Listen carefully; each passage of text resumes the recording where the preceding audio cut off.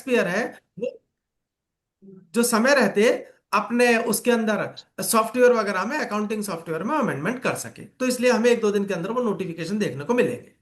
तो जहां तक सर्विसेज पे टैक्स रेट की बात है, ये 22 सितंबर 2025 से इफेक्टिव हो जाएंगे, लेकिन नोटिफिकेशन आना बाकी है। जो गुड्स पे रेट ऑफ टैक्स है, उसको इन्होंने क्या कि दो पार्ट्स में डिवाइड किया है। दो पार्ट्स में कैसे डिवाइड किया है? एक तो वो वाली गुड्स है जो पान मसाला, गुटखा, सिगरेट, तंबाकू वगैरह वाली गुड्स है उनको, और एक बाकी गुड्स हो गई। जो पान मसाला, गुटखा, तंबाकू वगैरह जो सिगरेट जो गुड्स है, आइटम है, इनको छोड़ दीजिए। बाकी और जो गुड्स हैं उन पर जीएसटी काउंसिल ने रिकमेंडेशन दिया है कि 22 सितंबर 2025 से जो इन पे जीएसटी रेट है ना, वो नया वाला होगा। इसके लिए भी नोटिफिकेशन आएगा। अब जो गुटखा, पान मसाला, तंबाकू है, इसके बारे में उनका कहना है हम धीरे धीरे इस पर रेट ऑफ टैक्स को चेंज करेंगे, फेज मैनर में करेंगे। क्यों करेंगे, मैं उसका लॉजिक बताता हूं। आप याद करिए, जब 1 जुलाई 2017 से जीएसटी आया था, तो स्टेट ने यह कहा था कि वैट नहीं होगा और जीएसटी आ जाएगा तो हमें लॉस लॉस होगा। तो एक प्रपोजल दिया गया, भाई कंपनसेशन सेस एक्ट लेके आया जाए।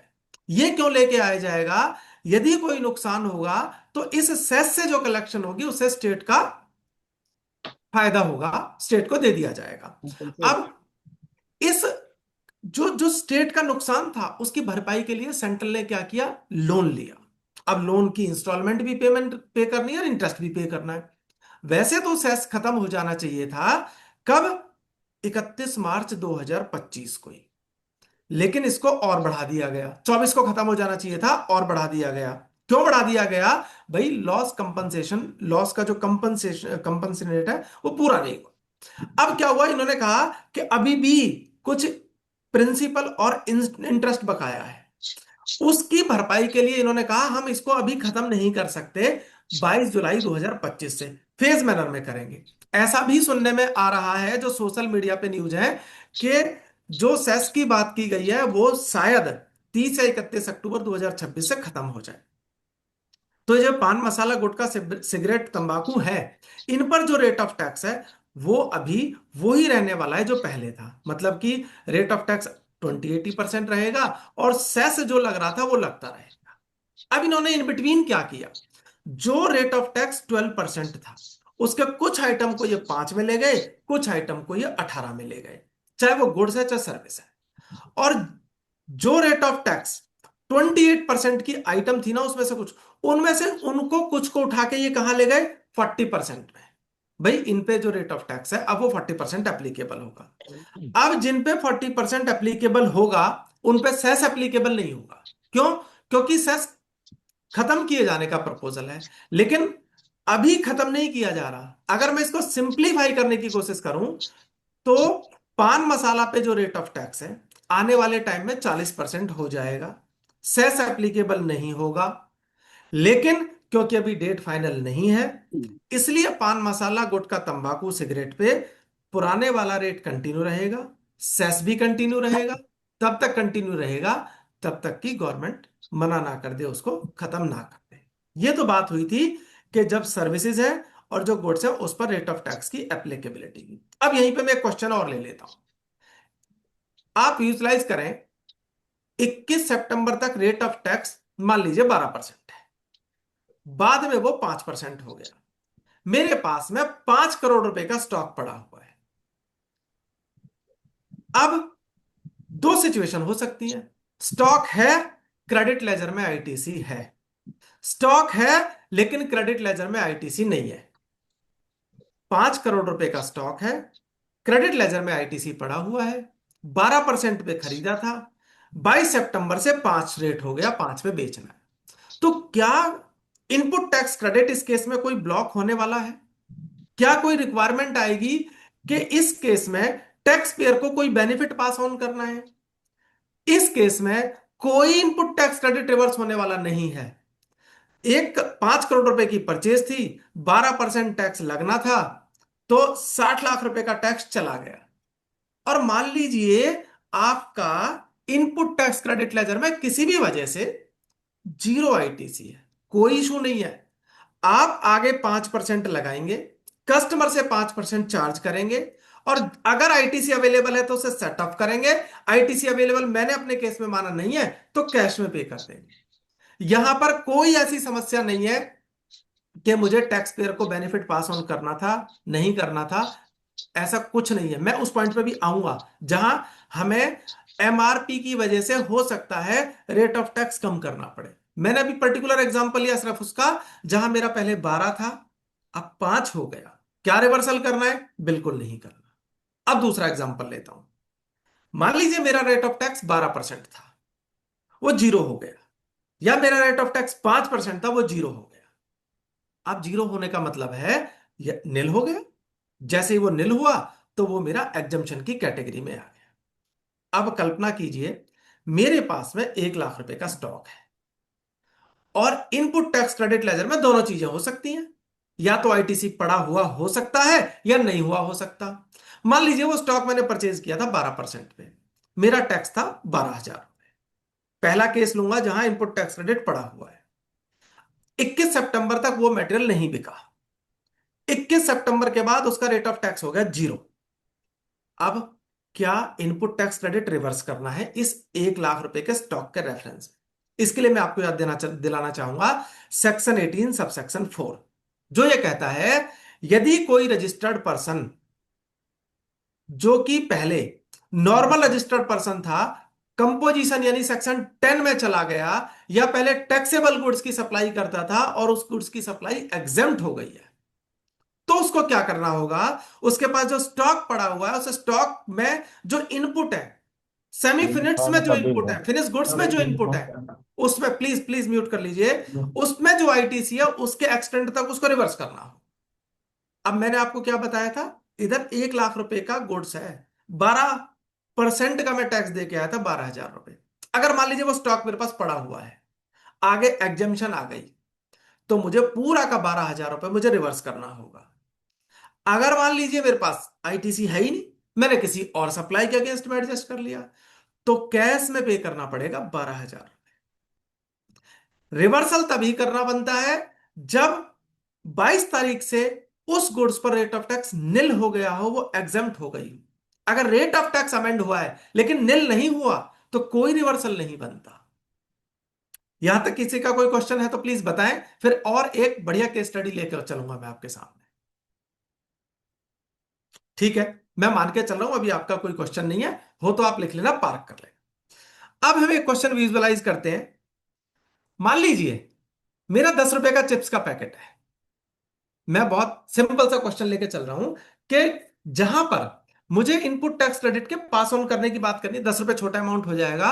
मैं कोई ऐसा प्रोडक्ट लेता हूं, मैं वो प्रोडक्ट मेरा एमआरपी पे बेचता है। मान लेते हैं मैं कोई ले लेता हूं, जैसे टूथपेस्ट ले लीजिए आप। एक टूथपेस्ट फैमिली पैक 185 रुपए का आता है, 185 का आता है, मार्केट में जाएंगे जनरली। अब आप ये देखिए, जब ये 185 का मेरा एक टूथपेस्ट है और एमआरपी पे बिकता है, तो इसमें मेरा टैक्स भी शामिल है और इसमें मेरा प्रॉफिट भी शामिल है। अब हुआ क्या, मेरे पास में इस 185 रुपए के आइटम का स्टॉक बचा हुआ है। मैं इसको आपको वैसे कैलकुलेशन करके दिखाऊंगा तो ज्यादा आसान हो जाएगा, लेकिन आप अगर कॉपी पेन ले सके तो बहुत बढ़िया समझ में आएगा। आप ऐसा कर सकते हैं कि 185 मेरा एमआरपी है, मान लीजिए इसमें मेरा 25 रुपए तो मार्जिन है, 160 रुपए बच गया। 160 रुपए के अंदर इसमें मेरा 185 में 25 रुपए मार्जिन भी शामिल है और 25 रुपए जीएसटी भी शामिल है। मान लेते हैं कैलकुलेशन पर्पज से मैंने रफली आइडिया ले लिया कि मेरा 185 में 25 रुपए तो मेरा मार्जिन हो गया और 20 रुपए मेरा टैक्स हो गया। तो देखा जाए तो सर मेरी जो कॉस्टिंग है ना वो 140 रुपए थी। 140 रुपए पे मैंने 25 रुपए तो प्रॉफिट ऐड कर दिया, 20 रुपए मैंने टैक्स ऐड कर दिया, टोटल मेरी एमआरपी आ गई 185। अब इसको कंसेप्ट को समझने की कोशिश करते हैं। अगर मान लीजिए मेरा रेट ऑफ टैक्स घट के 25 की जगह 20 रुपए हो गया, तो अब क्या हुआ सर? 140 रुपए तो मेरी कॉस्ट थी, 20 रुपए मेरा जो टैक्स था वो घट के हो गया 15 रुपए, और मैंने मार्जिन कितना रखा? 25 रुपए। तो इस हिसाब से जो मेरी एमआरपी है वो 180 रुपए आ जानी चाहिए थी। लेकिन अगर मैं एमआरपी को कम नहीं करूंगा, 185 से 185 के रूप में ही बेचूंगा, तो जो टैक्स कम हुआ था ना, वो मेरा प्रॉफिट का हिस्सा बन जाएगा। तो कहने का मतलब यह है, मेरा अपना ऐसा कंसीडर्ड ओपिनियन है, यदि प्रोडक्ट एमआरपी पर बिक रहा है तो वहां पर निश्चित रूप से टैक्स पेयर को बेनिफिट नहीं पहुंचेगा, यदि मैं एमआरपी से कम पर नहीं बेचूंगा तो। अगर मैं एमआरपी पे बेचूंगा, पहले 20 रुपए, पहले 25 रुपए टैक्स लगता था मान लीजिए, और अब 20 रुपए लग रहा है, और मैं 25 रुपए ही लेता हूं, तो 5 रुपए मेरे प्रॉफिट में ऐड हो जाएंगे। तो अगर मैं पूरी चीज को, डिस्कशन को समराइज करने की कोशिश करूं, यदि एमआरपी पे प्रोडक्ट बिक रहा है, वहीं पे रेट कम करना है। एमआरपी से नीचे ट्रांजैक्शन वैल्यू पे गुड्स सप्लाई हो रही है, तो रेट ऑफ उसको मतलब कि आपको टैक्स पेयर को बेनिफिट को, मतलब आप वास्तव में पास ऑन कर रहे हैं। कैसे कर रहे हैं, कैसे कर रहे हैं, 1 मिनट में देखिए, आपको एक एक्सेल शीट दिखाऊंगा, क्योंकि मेरे पास इसमें ना बहुत सारे क्वेश्चन आ रहे हैं, और अगर आपका कोई क्वेश्चन हो तो मुझे बताना। 1 मिनट बस, ये फाइल ओपन हो जाए। एक्सेल फाइल नजर आ रही है ना सबको सर?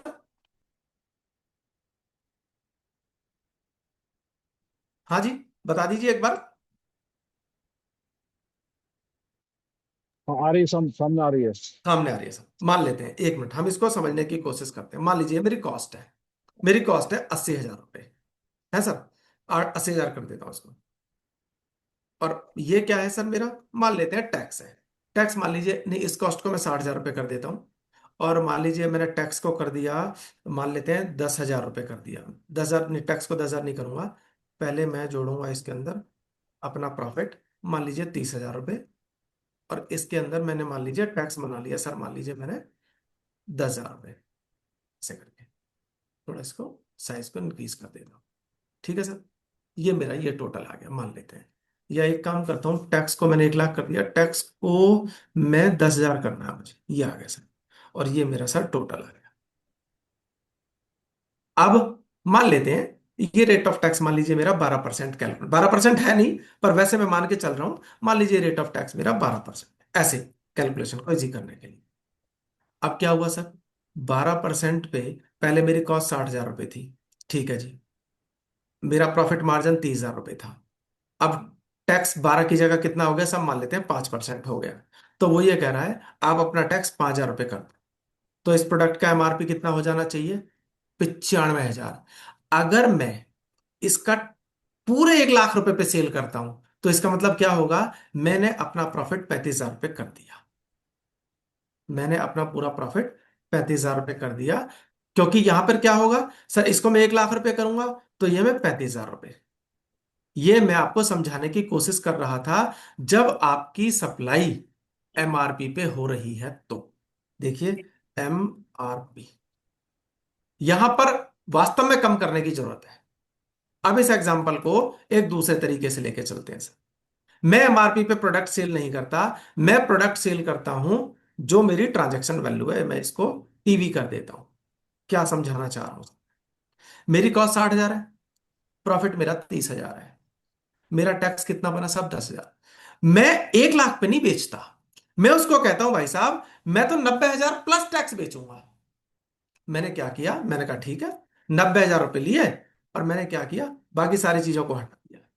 मैंने कहा 10,000, 90,000 प्लस टैक्स बेचूंगा। तो मैंने कहा भैया, जब 12% टैक्स का स्लैब था ना, तो इस पे रेट ऑफ टैक्स मेरा 12% के हिसाब से 10,000 रुपये निकल के आता था, तो मैं 1 लाख रुपए बेचूंगा।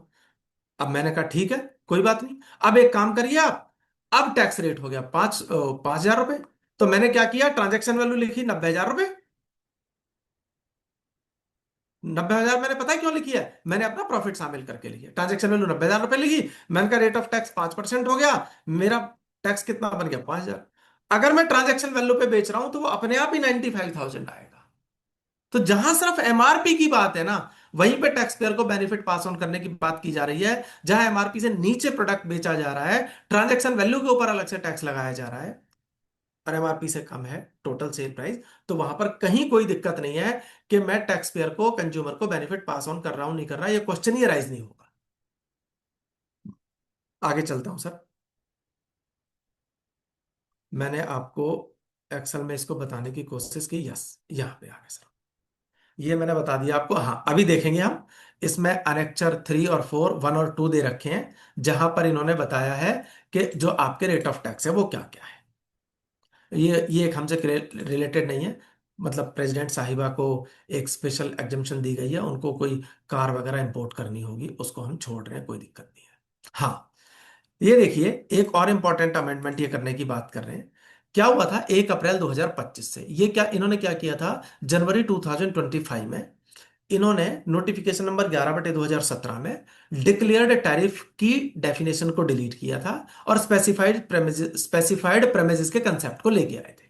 अब ये डिक्लेयर्ड टैरिफ क्या है और स्पेसिफाइड प्रेमिसेस क्या है, मैं बताता हूं आपको। बेसिकली होता क्या है, जो रेस्टोरेंट पे रेट ऑफ टैक्स है वो किससे डिसाइड होता है, वो इस बात से डिसाइड होता है कि वो जो रेस्टोरेंट है, क्या वो किसी होटल में है या होटल के बाहर है। जो होटल के बाहर होता है उसको हम बोलते हैं स्टैंड एलोन रेस्टोरेंट, उसको हम बोलते हैं स्टैंड एलोन रेस्टोरेंट। अगर वो स्पेसिफाइड प्रेमिसेस में है, कौन, रेस्टोरेंट, तो उस पर रेट ऑफ टैक्स हाई है। अगर वो स्पेसिफाइड प्रेमिसेस में नहीं है तो उस पर रेट ऑफ टैक्स कम है। अब क्वेश्चन क्या हुआ, अब हुआ क्या था, क्वेश्चन क्या राइज हुआ था कि इन्होंने अमेंडमेंट कर दिया था कि भाई हम अब डिक्लेयर टैरिफ की जो डेफिनेशन है उसको डिलीट कर रहे हैं और स्पेसिफाइड प्रेमिसेस की डेफिनेशन को लेके आ रहे हैं। अब इन्होंने कहा कि भाई यदि कोई होटल चाहे तो खुद को वो स्पेसिफाइड प्रेमिसेस डिक्लेयर कर सकता है, भले ही उसका कोई रूम 7,500 से ज्यादा किराए पे ना उठता हो। यानी 7,500 से ऊपर वाले तो स्पेसिफाइड प्रेमिसेस में आएंगे ही आएंगे। नीचे वाले, यदि वो एक अनेक्चर फाइल कर दे और कह दे कि मैं स्पेसिफाइड प्रेमिसेस हूं, तो उस होटल में जो रेस्टोरेंट है ना, उसका रेट ऑफ टैक्स हो जाएगा 28%, सॉरी 18%। और उसको आईटीसी मिलने लगेगा। होटल होटल की बात कर रहा हूं मैं, सॉरी उसको रेस्टोरेंट की बात कर रहा हूं, होटल की बात नहीं कर रहा। स्पेसिफाइड प्रेमिसेस का जो कंसेप्ट है, ये रेस्टोरेंट पे क्या रेट ऑफ टैक्स लगेगा ये देखने के लिए है। अब क्या हुआ, जब ये पीछे रेट लेके आए थे तो वहां पर एक क्वेश्चन अराइज हुआ था कि भाई आपने ये तो बोल दिया कि जो होटल अपने आप को स्पेसिफाइड प्रेमिसेस डिक्लेयर कर देगा, उसमें जो रेस्टोरेंट है वो 18% चार्ज करेगा, आईटीसी ले लेगा। लेकिन यदि स्टैंड एलोन रेस्टोरेंट है, मतलब कोई रेस्टोरेंट है लेकिन वो होटल में नहीं है, तो क्या वो अपने आप को स्पेसिफाइड प्रेमिसेस डिक्लेयर कर सकता है, इस बात की क्लैरिटी नहीं थी। मैंने इस पे एक आर्टिकल भी लिखा था, टैक्समैन में पब्लिश हुआ था। उसको मैंने अपनी इस बात को उस आर्टिकल में मैंने उठाया था। अब क्या है, उसका ये क्लैरिफिकेशन लेके आ रहे हैं। इनका कहना है, जीएसटी काउंसिल ने रिकमेंडेशन दिया है कि यदि स्टैंड एलोन रेस्टोरेंट है ना, तो वो 18% का रेट ऑप्ट नहीं कर सकता, वो 5% विदाउट आईटीसी में ही रहेगा। तो अब क्या बात हुई, यदि स्पेसिफाइड प्रेमिसेस है तो ही 18% का रेट ऑफ टैक्स एप्लीकेबल होगा रेस्टोरेंट की सप्लाई पर, और स्टैंड एलोन रेस्टोरेंट है तो 5% का ही रेट अप्लाई होगा और आईटीसी नहीं मिलेगा। ये इन्होंने क्लैरिफाई किया। अब ये कहते हैं कि भाई हम दो चीज करने जा रहे हैं। एक तो हम करने जा रहे हैं पान मसाला तंबाकू वगैरह के ऊपर 40% रेट डिसाइड करने जा रहे हैं, चेंज करने जा रहे हैं, 40% लेके आ रहे हैं। और इसके साथ साथ हम लॉटरी के ऊपर भी 40% का रेट ऑफ टैक्स अप्लाई करने जा रहे हैं। अब उनकी कैलकुलेशन कैसे होगी, इसके लिए हम आपको रूल बताएंगे। इसके लिए नए रूल इंसर्ट किए जाने का जीएसटी काउंसिल ने रिकमेंडेशन दिया है। अभी हमें आने वाले टाइम में नए रूल भी देखने को मिलेंगे। ये मैंने आपको बता दिया। इसकी फिलॉसफी क्या थी कि 22 सितंबर से सर्विसेज के रेट एप्लीकेबल हो जाएंगे, पान मसाला गुटखा वगैरह के आने वाले टाइम में होंगे, बाकी जो बच गई गुड्स उनके भी 22 सितंबर 2025 से एप्लीकेबल हो जाएंगे। नेक्स्ट, जीएसटी में रिफंड केवल दो सिचुएशन में मिलता है, एक जीरो रेटेड सप्लाई के केस में, एक इन्वर्टी ड्यूटी स्ट्रक्चर के केस में। जीरो रेटेड सप्लाई दो टाइप की होती है, एक होती है एक्सपोर्ट और एक होती है सप्लाई टू एससीजेड यूनिट और डेवलपर। सेक्शन 54 सबसेक्शन 6 क्या कहता है, वो ये कहता है यदि जीरो रेटेड सप्लाई का केस है, रिफंड अप्लाई किया गया है, तो रिफंड एप्लीकेशन की डेट से 7 डेज में उसका 90% रिफंड प्रोविजनल बेसिस पर दे दिया जाए।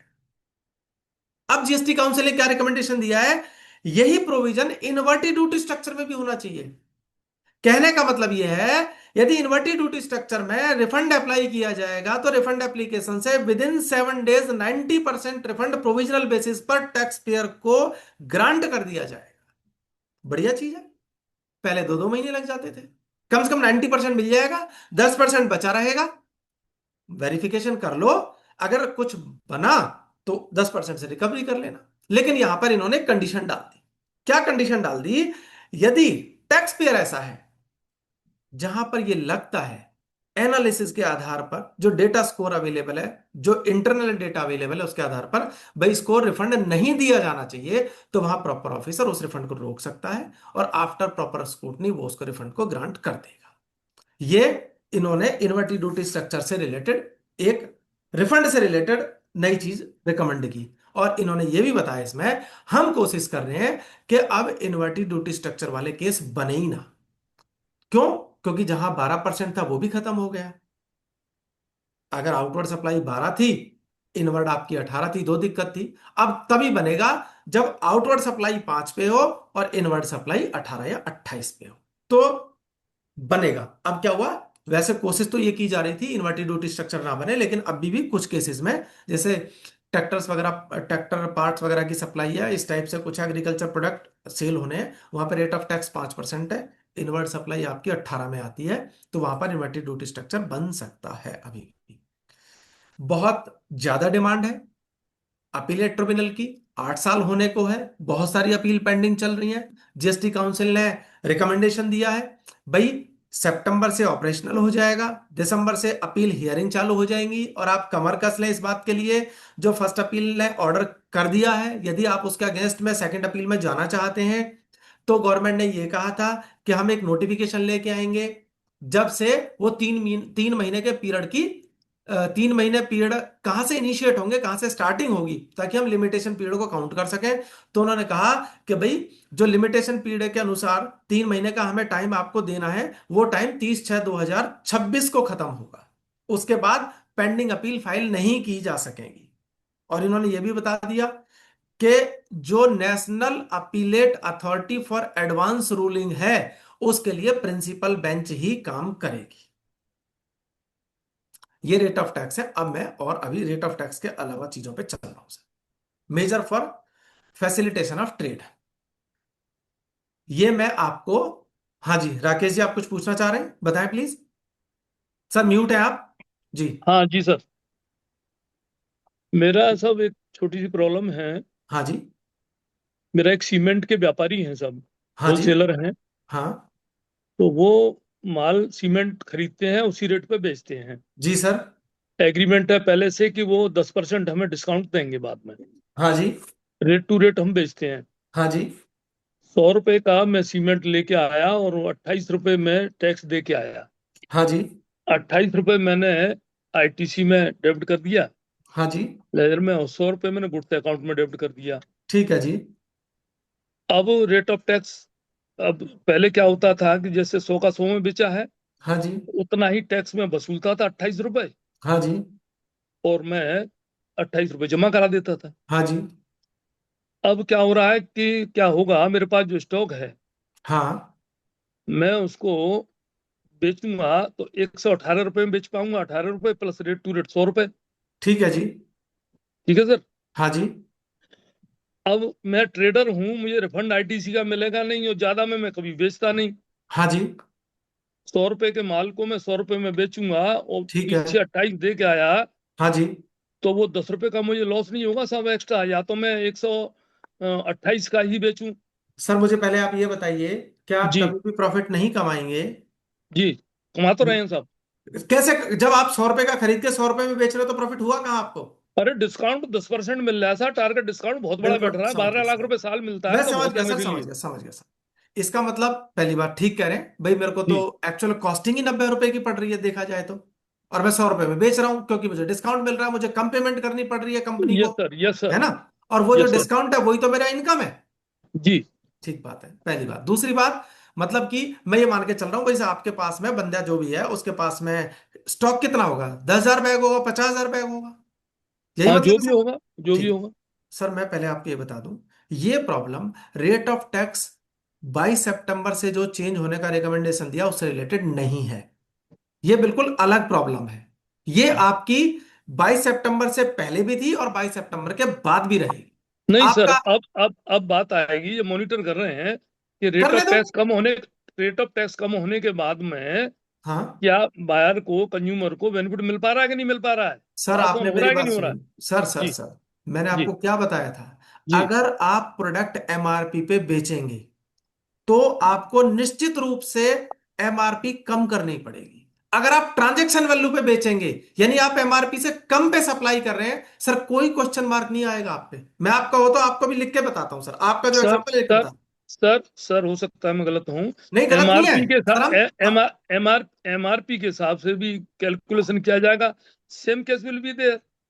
सर आप मुझे बताइए, आपके सामने एक्सेल सीट है, मैं क्या कितने रुपए लिखूं, आपकी मेरा ट्रांजैक्शन वैल्यू घाटा बताइए। मेरा घाटा तो जेब से मुझे 10 रुपए जाते दिख रहे हैं सर। सर मैं ये पूछ रहा हूं पहले, कौन सा आपका रिप्लाई करूं, घाटे का रिप्लाई करूं या एमआरपी जो आपको कम करनी है उसका रिप्लाई करूं, पहले ये बताइए। घाटे का सब। घाटे का मैंने बता दिया। सर घाटे का कोई रिप्लाई नहीं है, घाटा आपको नहीं हो रहा। उस पे मैं मेरा उस पे भी मैं 10 मिनट डिबेट करूंगा आप लोगों के साथ में कि वास्तव में टैक्स पेयर को बेनिफिट हो रहा है कि नहीं हो रहा, क्या हो रहा है। ये सर, ये जो चलो। आप प्रॉब्लम बता रहे हैं, ये बाईस ठीक। सितंबर से पहले भी थी, बाद में भी है और आगे भी रहेगी। चलो, जी सर। दूसरा सर, हाँ जी। जानकारी के लिए, ज्ञानवर्धन के लिए, हम सभी का ज्ञानवर्धन होगा। जी। जो रेट ऑफ टैक्स चेंज होंगे, हाँ जी। तो हमारे यहाँ सेक्शन 14 है जी। जीएसटी का। हाँ। तो उसमें टाइम ऑफ सप्लाई। सप्लाई हाँ जी, हाँ बिफोर जी। रेट, तो हमारी सप्लाई चेंज से पहले और चेंज के बाद में, हाँ जी। तो उन पर थोड़ा सा प्रकाश डाल जरूर देंगे सर, मैं तो जरूर हमारा करूंगा। ज्ञानवर्धन हो जाएगा सर। बिल्कुल सर, बिल्कुल बिल्कुल, मैं थैंक पक्का यू। करूंगा जी thank sir. You sir, thank you. जी।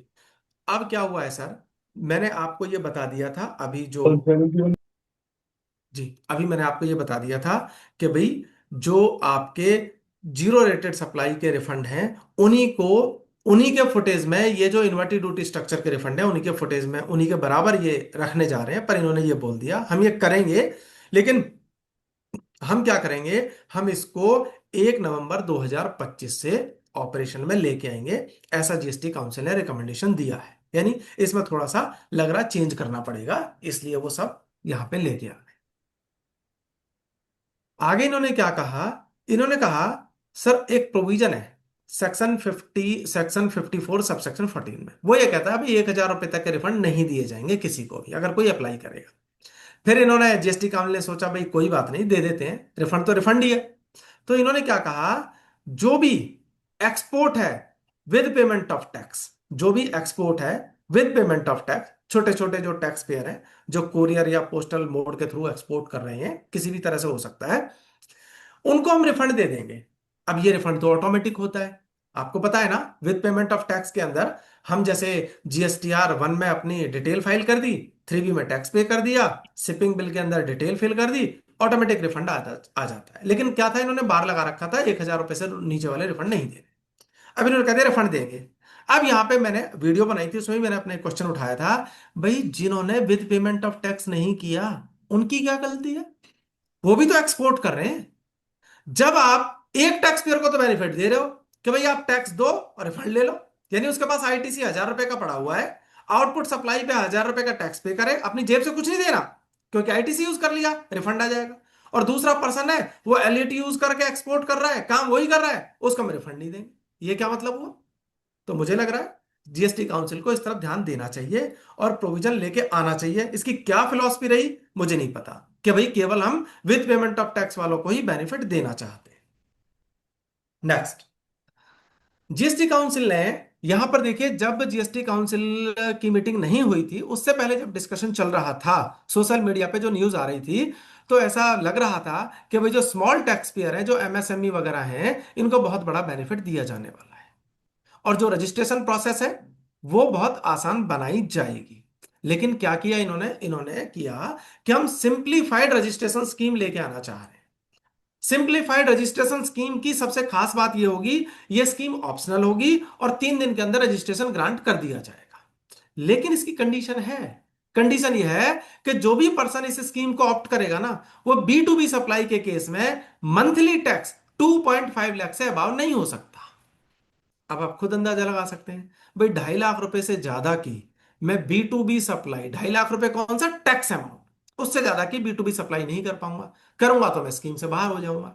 तो जो मुझे लग रहा है पर्पस था कि भाई जो रजिस्ट्रेशन है, जहां पर महीने महीने भर तक का टाइम लग जाता है, उसमें कुछ सहूलियत दी जानी चाहिए थी। लेकिन यहां पर तो ऑल टुगेदर एक नई बात बोल दी, जो स्मॉल पर्सन है, जो रजिस्ट्रेशन लेना चाहते हैं, जो छोटा मोटा काम करते हैं, उनके लिए स्कीम ऑप्शनल है।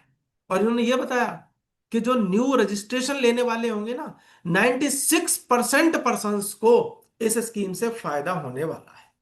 ठीक है जी, देखते हैं क्या फायदा होगा, ये तो आने वाला टाइम बताएगा।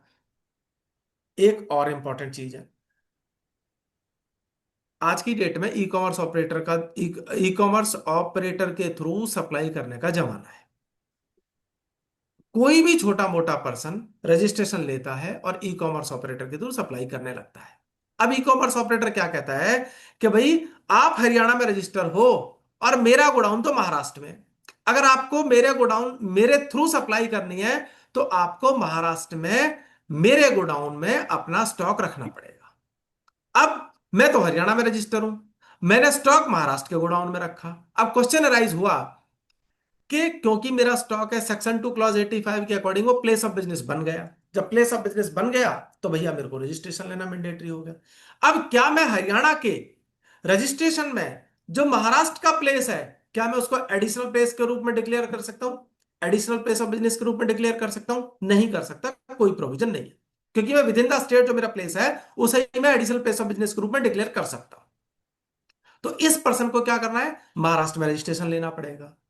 जो ई कॉमर्स ऑपरेटर का एग्रीमेंट है वो उस रजिस्ट्रेशन में चिपकाना पड़ेगा, तब जाके उसे कहीं रजिस्ट्रेशन मिलेगा। अब अगले ही पल क्या हुआ, उस ई कॉमर्स ऑपरेटर ने कहा भाई मैंने तो अपना एक रजिस्ट्रेशन उड़ीसा में भी ले रखा है, वहां पे भी गोडाउन है, अगर वहां के बंदों को तुम सप्लाई करना चाहते हो तो वहां पे भी स्टॉक रखो, वहां पे भी रजिस्ट्रेशन लो। अब क्या हुआ, ये जो बिजनेसमैन है ये तो हरियाणा में रजिस्टर है, इसको जहां जहां ई कॉमर्स ऑपरेटर का रजिस्ट्रेशन है, गोडाउन है, वहां वहां उसको गोडाउन के हिसाब से रजिस्ट्रेशन लेना पड़ रहा था। अब जीएसटी काउंसिल ने क्या रिकमेंडेशन दिया, भाई समस्या को दूर किया जाए, कुछ ऐसा किया जाए कि इस पर्सन को हर स्टेट में रजिस्ट्रेशन ना लेना पड़े। या तो हरियाणा वाले रजिस्ट्रेशन में ही एडिशनल प्लेस ऑफ बिजनेस का कोई कंसेप्ट ऐड करवाया जाए, या कोई अलग से आईडी दे दी जाए। तो इस बारे में विचार चल रहा है, आने वाले टाइम में पता चलेगा कि ये स्कीम कैसे ऑपरेशन में होगी। लेकिन ये पक्की बात है, इससे जो ई कॉमर्स ऑपरेटर के थ्रू सप्लाई कर रहे हैं उनको बहुत बड़ा फायदा होने वाला है। क्यों? क्योंकि अब अगर मान लीजिए 5 स्टेट में गोडाउन है, 5 स्टेट में रजिस्ट्रेशन ले लिया, 5 स्टेट में रिटर्न फाइल का, और हो सकता है एडिशनल प्लेस ऑफ बिजनेस के रूप में ऐड करा दें या कोई आईडी दे दें, हो सकता है उस पर आपको रिटर्न ही फाइल ना करनी पड़े। लेकिन यहां पर ई कॉमर्स ऑपरेटर की जिम्मेदारी जरूर बढ़ जाएगी। Next, intermediary services, section 13 subsection 8 clause, अभी क्लॉज पे नहीं जाऊंगा। आई हमारा एक आईजीएसटी एक्ट है, आईजीएसटी एक्ट में 2 सेक्शन है, सेक्शन 12 और सेक्शन 13। ये क्या बात करते हैं, ये बताते हैं प्लेस ऑफ सप्लाई। सेक्शन 12 तब एप्लीकेबल होता है जब सप्लायर ऑफ सर्विस और रिसिपिएंट ऑफ सर्विस दोनों इंडिया के हैं। सेक्शन 13 तब एप्लीकेबल होता है जब सप्लायर या रिसिपिएंट दोनों या दोनों में से कोई एक आउट ऑफ इंडिया का हो। अब एक सेक्शन 2 क्लॉज 6 है, section 2 clause 6 of IGST act. वो क्या बताता है, वो 5 कंडीशन बताता है। वो ये कहता है यदि ये पांचों कंडीशन सेटिस्फाई हो जाएंगी ना, तो वो सप्लाई एक्सपोर्ट ऑफ सर्विस बन जाएगी। सेक्शन 2 क्लॉज 6 आईजीएसटी एक्ट का 5 कंडीशन बताता है। वो ये कहता है पांचों कंडीशन सेटिस्फाई हो जाएंगी तो एक्सपोर्ट ऑफ सर्विस बन जाएगी। अब कौन कौन सी कंडीशन है, हाँ ठीक है, अब कौन कौन सी कंडीशन है। कंडीशन पहली ये थी कि सप्लायर इंडिया में होना चाहिए, रिसिपिएंट आउटसाइड इंडिया होना चाहिए। कंडीशन नंबर 3 जरा ध्यान से सुनना, इंपॉर्टेंट है। कंडीशन नंबर 3 थी place of supply outside India होना चाहिए। चौथी कंडीशन थी कि फॉरेन करेंसी में पेमेंट रिसीव होनी चाहिए। और 5वीं कंडीशन थी सप्लायर और रिसिपिएंट मियरली एस्टेब्लिशमेंट नहीं होनी चाहिए एक पर्सन की। तो यहां पर जो कंडीशन नंबर 3 है ना, वो क्या कहती है, place of supply outside India होनी चाहिए। अब आपको एक एग्जांपल देता हूं। मैं राजेश खंडेलवाल क्या करता हूं, मैंने यू इंडिया के एक पर्सन से कांटेक्ट किया कि भाई आप ये माल खरीदते हो। मैंने कहा खरीद, उसने कहा जी हाँ खरीदते हैं, मैं आपको ये मटेरियल यूएस यूके से सस्ता दिलवा सकता हूं। मैंने यूके वाले से कांटेक्ट किया, आप ये माल इंडिया वाले को बेच सकते हो। तो इंडिया वाले ने कहा भाई देखो मैं तो आपको कोई कमीशन दूंगा नहीं, आप माल बिकवाओ मत बिकवाओ मुझे मतलब नहीं है, मैं तो और जगह से देख लूंगा, आपकी फीस ज्यादा है। लेकिन यूके वाले को चाहिए था कि उसका प्रोडक्ट बिक जाए। मैंने यूके वाले से कांटेक्ट किया, यूके वाले ने कहा आप मेरा एक प्रोडक्ट बिकवाओगे मैं आपको $1 दूंगा। तो मैंने क्या किया, मैंने दो लोगों को मिलवाया, यूके और इंडिया वाले।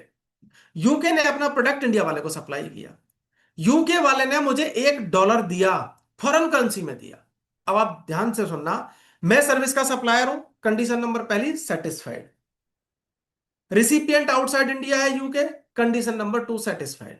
तीसरी कंडीशन प्लेस ऑफ सप्लाई को अभी मैं पॉज कर रहा हूं। चौथी कंडीशन, मुझे फॉरेन करेंसी में पैसा आना चाहिए, बिल्कुल $1 फॉरेन करेंसी में बैंक अकाउंट में आ गया। चौथी कंडीशन, वो मेरा मियरली, पांचवी कंडीशन मेरा मियरली एस्टेब्लिशमेंट नहीं है, हम दोनों अलग अलग। अब जो कंडीशन नंबर 3 है, इस केस में प्लेस ऑफ सप्लाई कहां होगा, सेक्शन 13 सबसेक्शन 8 क्लॉज बी क्या कहता है, इंटरमीडियरी बन गया इस केस में मैं। और इंटरमीडियरी के केस में प्लेस ऑफ सप्लाई जो इंटरमीडियरी की लोकेशन होती है वही होगा। अब मेरी लोकेशन इंडिया है, जब मेरी लोकेशन इंडिया है तो जो कंडीशन नंबर 3 थी वो क्या कहती थी, place of supply outside India होनी चाहिए। लेकिन मेरी कंडीशन तो इंडिया हो गई। तो पांच में से कंडीशन नंबर थर्ड सेटिस्फाई नहीं हुई। थर्ड सेटिस्फाई नहीं हुई तो वो एक्सपोर्ट ऑफ सर्विस नहीं बना। जब एक्सपोर्ट ऑफ सर्विस नहीं बना, प्लेस ऑफ सप्लाई मेरे यहीं पे रह गया, तो मुझे इस केस में सीजीएसटी और एसजीएसटी पे करना बनता है। ये चीजें सर्विस टैक्स के जमाने से चली आ रही है। अब जीएसटी काउंसिल ने क्या रिकमेंडेशन दिया है, जीएसटी काउंसिल ने रिकमेंडेशन दिया है section 13 sub section 8 clause B को डिलीट किया जाए। डिलीट किए जाने का क्या इंपैक्ट होगा, डिलीट किए जाने का इंपैक्ट होगा कि जो इंटरमीडियरी की प्लेस ऑफ सप्लाई, इंटरमीडियरी जो सर्विस प्रोवाइड कर रहा है उसकी जो प्लेस ऑफ सप्लाई है, अब 13(8)(b) से डिसाइड नहीं होगी। क्यों, क्योंकि वो तो डिलीट किए जाने का प्रपोजल है। जब डिलीट किए जाने का प्रपोजल है और ये लॉ का पार्ट नहीं रहेगा, तो place of supply section 13 subsection 2 से डिटरमिन्ड होगा। और 13(2) क्या कहता है, 13(2) ये कहता है प्लेस ऑफ सप्लाई वहां होगा जहां रिसिपिएंट है। मेरे केस में रिसिपिएंट यूके में बैठा हुआ है जिसने मुझे $1 दिया था, तो इस केस में कंडीशन नंबर 3 सेटिस्फाई हो गई। अब ये आने वाले टाइम में जब लॉ अमेंड होगा तो एक्सपोर्ट ऑफ सर्विस बन जाएगा और इस पर सीजीएसटी एसजीएसटी पे नहीं करना। ये इंटरमीडियरी का मैंने आपको एक पहलू समझाया है अभी। इसका दूसरा, सिक्के का दूसरा पहलू देखते हैं। मान लीजिए मैं आउट ऑफ इंडिया होता, मान लीजिए मैं आउट ऑफ इंडिया होता और मैं क्या करता, मैं इंडिया के 2% को मिला देता, और इंडिया के 2% को मैं मिला देता, इंडिया के 2% को मिला के मैं यूके में बैठ के कहता भैया मुझे कमीशन दो। जब मुझे कमीशन मिलता, मैं कहां बैठा होता, यूके में, तो मेरा प्लेस ऑफ सप्लाई यूके ही होता। क्यों होता, क्योंकि मैं इंटरमीडियरी हूं ना। और इंटरमीडियरी में क्या बता दिया, प्लेस ऑफ सप्लाई वहां होगा जहां इंटरमीडियरी का लोकेशन है। तो मेरा सब प्लेस ऑफ सप्लाई हो गया आउटसाइड इंडिया। अभी मैं प्रेजेंट की बात कर रहा हूं। अब मैं यहीं पे रोक के छोटी सी बात बताऊंगा, import of services. Import of service की 3 कंडीशन है, सप्लायर आउटसाइड इंडिया होना चाहिए, प्लेस ऑफ सप्लाई इंडिया में होनी चाहिए, और रिसिपिएंट भी इंडिया में होना चाहिए। जब मैं आउटसाइड इंडिया बैठा हुआ हूं इंटरमीडियरी, तो मैं तो सप्लायर हो गया, पहली कंडीशन सेटिस्फाई हो गई भाई, सप्लायर आउटसाइड इंडिया है। सेकंड कंडीशन क्या है, सेकंड कंडीशन है कि प्लेस ऑफ सप्लाई इंडिया होनी चाहिए, लेकिन क्योंकि मैं तो इंटरमीडियरी हूं, और इंटरमीडियरी का प्लेस ऑफ सप्लाई कहां माना जाता है, जहां इंटरमीडियरी बैठा हुआ है। तो मैं तो यूके बैठा हुआ हूं, तो मेरी प्लेस ऑफ सप्लाई यूके ही हो गई। और तीसरी कंडीशन क्या है, रिसिपिएंट इंडिया में होना चाहिए। अब जिस बायर ने मेरी सर्विसेज ली, मैंने उसका माल बिकवाया ना, तो वो मुझे कमीशन देगा। तो इस कमीशन पे आरसीएम की लाइबिलिटी नहीं बन रही थी। क्यों नहीं बन रही थी? क्योंकि इंपोर्ट ऑफ सर्विसेज में सेकंड नंबर कंडीशन थी वो सेटिस्फाई नहीं हो रही थी। लेकिन अब क्योंकि 13(8)(b) डिलीट हो जाएगा, तो इस केस में जब मैंने इंडिया वाले ने बाहर वाले को कमीशन दिया है, तो प्लेस ऑफ सप्लाई 13(2) से डिटरमिन्ड होगी। और उसकी वजह से अब ये आरसीएम की लाइबिलिटी एराइज हो जाएगी। जो इंडिया वाले ने आउट ऑफ इंडिया वाले को कमीशन दिया है, उस पर उसको आरसीएम में जीएसटी पे करना है। तो इसका एक फायदा भी है और इसका एक नुकसान भी है। अगर किसी का यहां कोई क्वेश्चन हो तो मैं उसको आंसर कर सकता हूं, नहीं तो मैं आगे चलता हूं।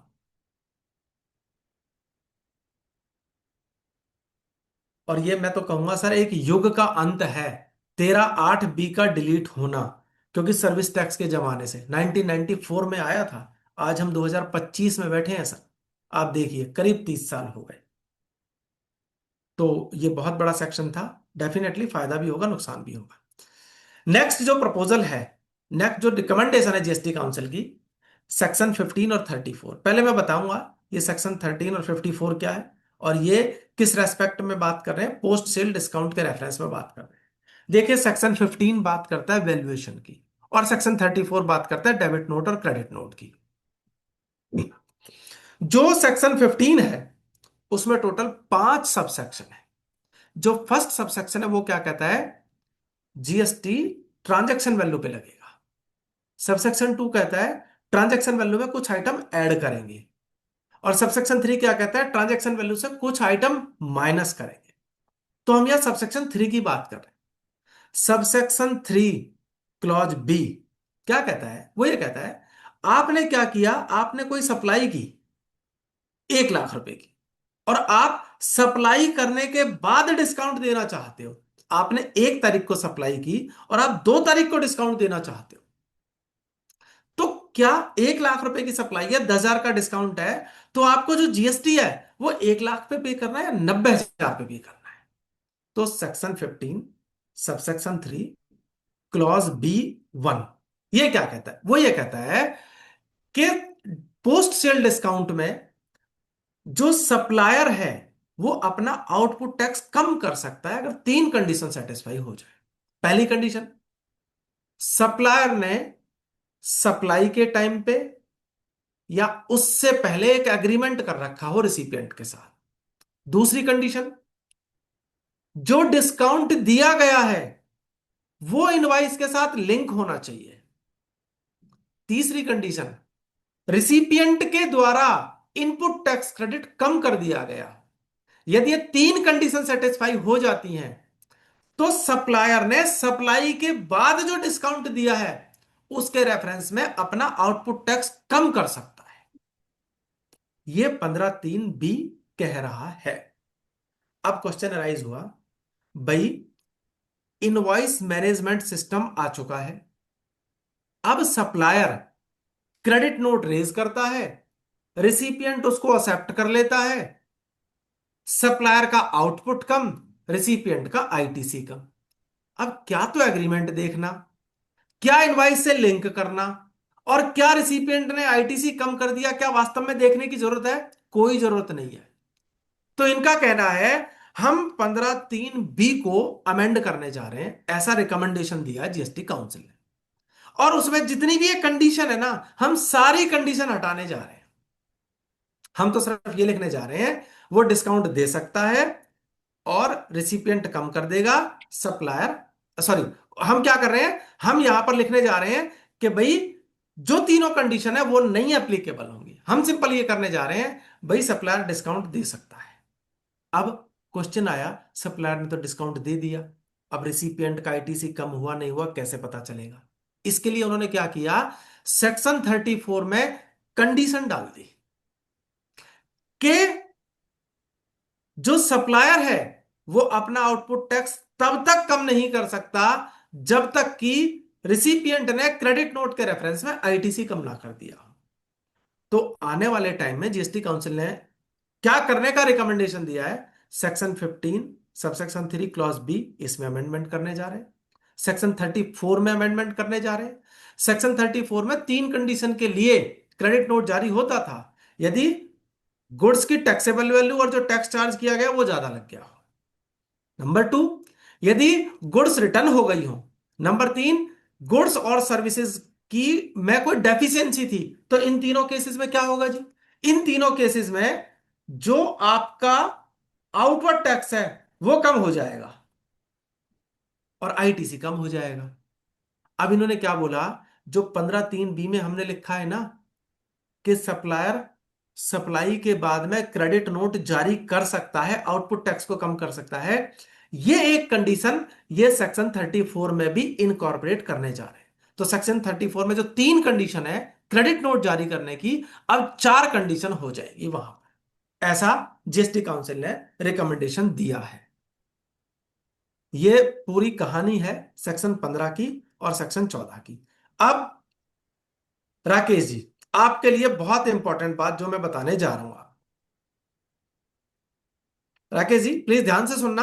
आपके लिए है 7.2, आपको डेडिकेटेड है ये क्या है? जो पर्सन, जैसे राकेश जी का क्वेश्चन था, सीमेंट डीलर हैं, ऑटोमोबाइल के डीलर हैं, वो क्या करते हैं? वो एक टारगेट डिस्काउंट देते हैं। भाई आप इतने बैग परचेज कर लो, हम इतना डिस्काउंट दे देंगे। आप ये वाले आइटम सेल करोगे तो हम ये डिस्काउंट दे देंगे। तो एक सर्कुलर आ रखा था, सर्कुलर नंबर 212। सर्कुलर नंबर 212, पहले इसकी हिस्ट्री बता देता हूं। सर्कुलर नंबर 212 किस लिए आया था? आप ये देखिए, जो सेक्शन 15(3)(b) है वहां पर कंडीशन दी हुई थी। राकेश जी एक मिनट बस, आपका क्वेश्चन लूंगा बस। 15(3) जो बी है वहां पर क्या कंडीशन थी कि यदि रिसिपिएंट ने आईटीसी कम किया है तो ही सप्लायर आउटपुट टैक्स कम करेगा। लेकिन सेक्शन 34 में ऐसी कोई कंडीशन नहीं थी। सेक्शन 34 में नहीं लिखा था कि सप्लायर ने यदि क्रेडिट नोट जारी कर दिया है तो आउटपुट टैक्स लायबिलिटी तभी कम होगी जब रिसिपिएंट कम कर दे। यह सेक्शन 34 में कमी थी, नहीं लिखा हुआ था। अब जो फाइनेंस एक्ट 2025 आया था उसके थ्रू उन्होंने उस कमी को दूर कर दिया था। आप याद करिए, सर्कुलर नंबर 212 यह कहता था यदि सप्लायर ने क्रेडिट नोट जारी कर दिया तो रिसिपिएंट के चार्टर्ड अकाउंटेंट से रिसी सॉरी सप्लायर क्या करेगा, एक चार्टर्ड अकाउंटेंट का सर्टिफिकेट लेके आएगा इस बात के लिए कि रिसिपिएंट ने आईटीसी कम कर दिया है। अब इन्होंने कहा भाई रिसिपिएंट ने आईटीसी कम कर दिया है, ये कंडीशन हमने सेक्शन 34 में भी इनकॉर्पोरेट कर दी है। जब वहां पर इनकॉर्पोरेट कर दी तो इन्होंने कहा अब चार्टर्ड अकाउंटेंट का सर्टिफिकेट लेने की जरूरत नहीं है, क्योंकि पहले कंडीशन नहीं थी अब कंडीशन है। तो इन्होंने कहा हम सर्कुलर नंबर 212 को ही खत्म कर। एक तो ये बात। दूसरी बात, अगर सीमेंट का मैं व्यापारी हूं, मैं ऑटोमोबाइल का डीलर हूं, कोई भी आइटम का मैं डीलर हो सकता हूं, मैंने क्या किया, मैंने 1 करोड़ रुपए की सप्लाई मैंने किसी दूसरे, मैं मैन्युफैक्चरर मान लेता हूं अपने आप को, मैं सीमेंट का मैन्युफैक्चरर हूं। और मैंने क्या किया, मैंने डीलर को 1 लाख बैग सीमेंट के दे दिए। अब मैंने कहा भैया तुमने तो बहुत बड़ी क्वांटिटी परचेज कर लिया, मैं एक काम करता हूं 1 लाख के बैग के एवज में ना मैं आपको 2% का डिस्काउंट देता हूं।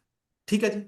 अब जो 2% का डिस्काउंट दिया, अब सरकार राकेश सर का भी क्वेश्चन कुछ ऐसा ही था कि भाई उसने क्या किया, 1 लाख बैग परचेज किए, जितने में परचेज किए थे उतने में सेल कर दिए, क्योंकि उसको पता था कि मैं भी 1 लाख का अगर बैग परचेज कर दूंगा तो मेरे को 2% डिस्काउंट मिल जाएगा। मान लेते हैं वो 2% वैल्यू बनी, मान लीजिए 25 लाख रुपए की।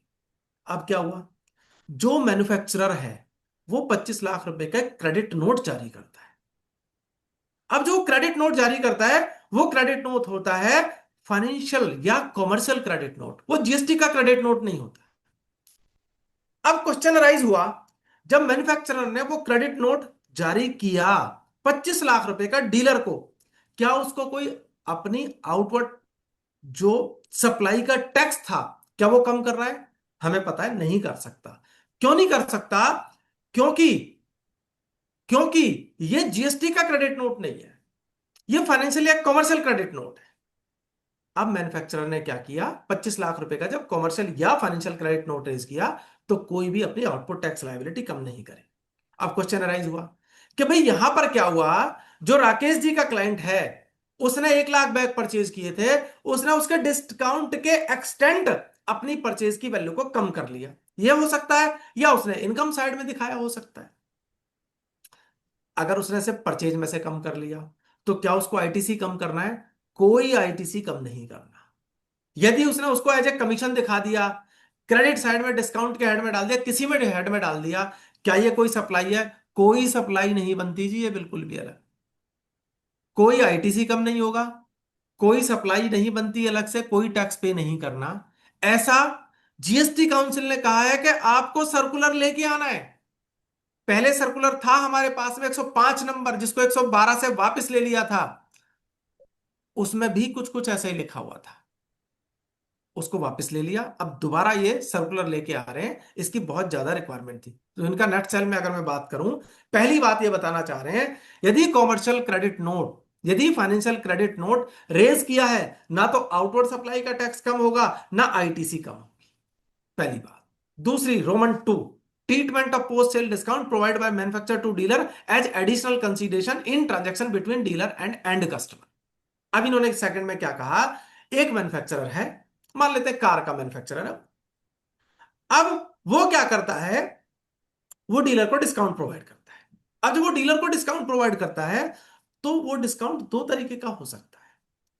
आप देखिए, दो तरीके का हो सकता है। पहला डिस्काउंट तो ये हो सकता है, पहला डिस्काउंट तो ये हो सकता है सर उसमें, कि मैन्युफैक्चरर ने इसलिए बोला कि भाई राजेश खंडेलवाल जी जीएसटी बहुत बढ़िया पढ़ाते हैं, एक काम करते हैं, इनको एक गाड़ी लेनी है 20 लाख रुपए की, हम इनको 5 लाख रुपए का स्पेशल डिस्काउंट देंगे।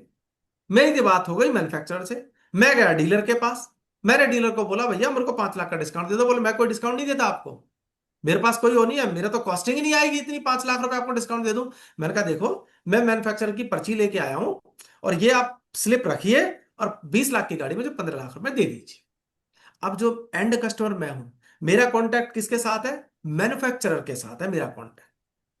तो सोशल मीडिया पर जो इंफॉर्मेशन अवेलेबल है उसके अकॉर्डिंग मैं आपको बता रहा हूं, जीएसटी काउंसिल ने क्या रिकमेंडेशन दिया है। आप क्या करेंगे? 15 लाख तो मैंने कंसीडरेशन दिया, 5 लाख रुपए उसने मैन्युफैक्चरर ने डिस्काउंट दिया। किसको दिया? डीलर को। तो ये टोटल 20 लाख रुपए का कंसीडरेशन हो गया, और जो डीलर है उसको 20 लाख रुपए पे जीएसटी पे करना है। दूसरा एग्जांपल इसी में, मेरा मैन्युफैक्चरर के साथ कोई कांटेक्ट नहीं था, मैं जीएसटी बढ़िया पढ़ाता हूं, मैं डीलर को बोला कुछ डिस्काउंट दे दो। डीलर ने कहा ठीक है मैं एक काम करता हूं, कोई बात नहीं, आपको 5 लाख रुपए का डिस्काउंट दे देता हूं। मेरा मैन्युफैक्चरर से कोई बात नहीं, डीलर से मैंने 5 लाख का डिस्काउंट दिया। अब क्या हुआ? अब जो डीलर है मैन्युफैक्चरर से कहता है भाई साहब मैंने गाड़ी बेची है, वो जीएसटी बहुत बढ़िया पढ़ाते थे, मैंने 5 लाख का डिस्काउंट दे दिया, आप कुछ रियम्बर्स कर सको तो देख लो, नहीं तो कोई बात नहीं है। उन्होंने कहा ठीक है यार, एक काम करो, आप बढ़िया डीलर हो, मैं 5 में से 3 लाख, 4 लाख, 2 लाख या पूरे 5 लाख रुपए मैं आपको डिस्काउंट दे देता हूं। तो ये जो डिस्काउंट है ना, ये फाइनेंशियल क्रेडिट नोट वो जारी करेगा, और इस डीलर को कोई आईटीसी कम करने की जरूरत नहीं है, और ये एडिशनल कंसीडरेशन नहीं होगा। क्यों नहीं होगा? क्योंकि एंड कस्टमर का मैन्युफैक्चरर के साथ यहां पर कोई कॉन्टैक्ट नहीं था। और थर्ड और इंपॉर्टेंट क्या है, कि अगर मैन्युफैक्चरर ने डीलर को कोई डिस्काउंट दिया इस बात के लिए कि आप मेरे लिए मार्केटिंग एक्टिविटी करेंगे, सेल्स प्रमोशन करेंगे, आप कोई एडवर्टीजमेंट करेंगे, तो इसके लिए मैं आपको डिस्काउंट दे रहा हूं, तो ये डीलर की तरफ से मैन्युफैक्चरर को एडिशनल एक्टिविटी हो गई। मैन्युफैक्चरर को डीलर के द्वारा इनवाइस रेज किया जाएगा, डीलर अपनी आउटवर्ड सप्लाई में जीएसटीआर 1 में इस इनवाइस को रिपोर्ट करेगा, मैन्युफैक्चरर उसका आईटीसी ले लेगा, और मैन्युफैक्चरर कंसीडरेशन के बदले में उसको डिस्काउंट दे देगा।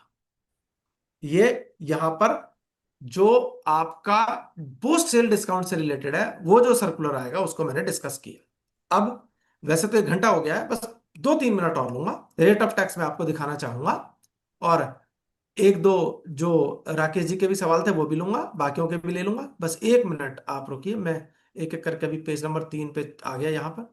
ये हाँ अंकित जी, मैं लेता हूँ आपका क्वेश्चन, बस 2 मिनट दीजिए सर। इन्होंने कोशिश ये की है, जो हमारे रेट ऑफ टैक्स हैं, जो डेली यूज वाले रेट ऑफ टैक्स हैं, वो रेट ऑफ टैक्स 5% की कैटेगरी में आ जाए। लेकिन एक दो रेट ऑफ टैक्स ऐसे थे जो मुझे लग रहा है, जैसे कि मुझे नहीं देखने को मिला, एक स्पेसिफिकली नोटिफिकेशन आया था, जो ब्रिक्स बनती है मिट्टी वाली, जो भट्टों के लिए आया था, उसमें 2 रेट ऑफ टैक्स इन्होंने बताए थे। या तो वो 6% आउटपुट टैक्स पे चार्ज करें विदाउट आईटीसी, या वो 12% चार्ज करें विद आईटीसी। तो मुझे इस रेट नोटिफिकेशन जो ये प्रेस रिलीज है ना, इसमें ये कहीं भी देखने को नहीं मिला कि वो वाला रेट ऑफ टैक्स 12% वाला 5 में किया 18 में किया। मुझे लगता है वो रेट चेंज होना इनसे रह गया है। Number one. नंबर टू, इन्होंने क्या किया, जो पान मसाला तंबाकू वगैरह ना, जिस पे रेट ऑफ टैक्स इन्होंने 40% किया है, जिस पे कह रहे हैं अभी कंपनसेशन सेस चालू रहेगा, वहां पर इनफैक्ट देखिए इन्होंने क्या किया, जब बीडी है ना उसको 18% में रखा है, और उसका रेट ऑफ टैक्स भी 22 सितंबर से चेंज होने वाला नहीं है।